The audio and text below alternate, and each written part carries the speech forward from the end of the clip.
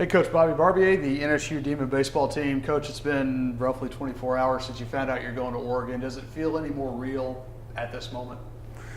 Yeah, I guess we never really considered that might be a spot we can go. But after doing some research on them and the other teams in the regional, we're excited to get up there and play, get a new, different brand of baseball, like we talked about before, in a different setting and a different circumstance. Hopefully that won't affect the way we play a little. But it may actually play into your strength. You've got a guy, certainly that Friday night guy in Ridge Heisler, he was an all-defensive selection on the all-conference defensive team. Your middle's very strong, which is where you want to be strong defensively. Seems like it would be a good fit for those guys to play against that style of baseball. Yeah, I think defense is probably one of the things that won us the tournament. I thought we played a really, really good defense all tournament long. Quan's running down balls left and right in the outfield. I know we played really well in the infield, minus a couple little blips, but yeah, we're going to need that this weekend. We're going to need to really take care of the baseball. When you get a chance to turn double play, you got to turn it. We got to attack the running game. We got to make sure we don't give up too many free bases on the mound. So I think our team's built for that. And we saw that over the last 5 games of the tournament. Pitching and defense has really somewhat defined this team. I think certainly since April 6th was the first weekend you flipped the rotation. You went 14-7 in conference after that. 5 times in 8 weekends, your 3 conference starters have all given you a quality start on the same weekend. How important is that, especially when you go face teams like Oregon State and LSU offense and then San Diego State, guys that can beat you in different ways? Yeah, we've kind of made it. Everybody knows kind of how we've won. We've won kind of the same way. We've kind of done a good job starting pitching. We've got, I think one thing about our staff that goes a little unnoticed is that we have a lot of guys back there we can count on.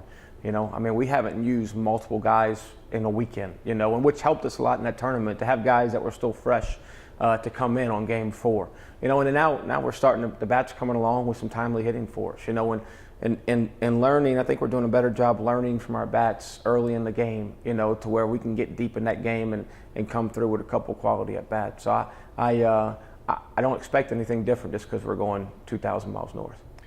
Chemistry is something people talk about. You usually kind of see it more on a football or basketball level where guys are running around interacting more. But to blend 17 newcomers with this senior group and guys like Nate Jones and Austin Reich who've been here 2 years, how important was that, and how do you think the guys were able to form such a close bond in a relatively short time?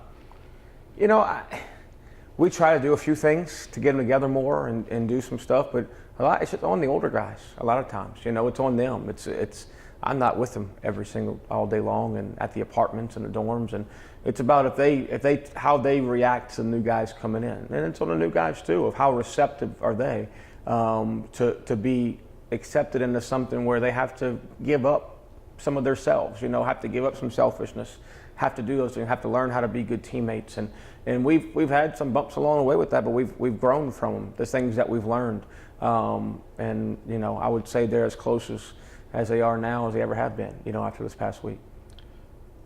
Consistency on a coaching staff. Your second year here, and it's very slight changes from last year, but the importance of keeping that group together and what it was meant in terms of when you wanted to indeed change it as far as the culture goes, to have 2 other guys and you add a guy that you knew very well in Charlie Waldrop, but the importance of that in terms of shaping the culture of this team. It's huge. For a group to not have to relearn a lot of things, and it's tough on those guys when you're constantly bringing in guys with different ideas on offense, different ideas on pitching, different ideas based on defense. So to kind of have that consistency and that core there. Obviously, we lost Coach McCullough from last year, who did a tremendous job of making sure some of these guys we got are here. And I think he's actually going to be with us in Oregon, which would be great. It'd be great to see him. But you can't say enough of how much it means to a team to kind of keep that consistent leadership, and our coaches have done just a phenomenal job of sticking with, of not having success last year. It's tough on the players, but it's tough on the coaches too. But sticking with that plan and understand that it works, and understand that if we keep putting the work in, we're going to get rewarded, which is what we're getting now. GT McCullough has been to 3 games this year. You're 3-0 with him. So that's one good luck charm. Yeah. You're 4-0 since JP LaGreca won the home run derby. Are you going to petition for a Thursday night home run derby there in Corvallis? Maybe get some good mojo going? After watching him last week, I think we'd have a good shot to win it. All right. Coach, thanks so much. Thank you.